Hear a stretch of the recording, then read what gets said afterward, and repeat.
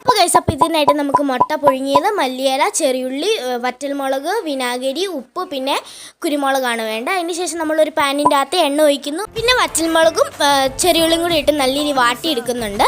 എന്നിട്ട് ആ എണ്ണയോടെ തന്നെ നമ്മളൊരു മിക്സിയുടെ ജാറിൻ്റെ അകത്ത് ഇട്ടിട്ട് അതിൻ്റെ അകത്ത് മല്ലിയില, ഉപ്പ്, കുരുമുളക്, വിനാഗിരിയും കൂടി ഇട്ട് നല്ല രീതി പേസ്റ്റ് രീതി അരച്ചെടുക്കുന്നുണ്ട്.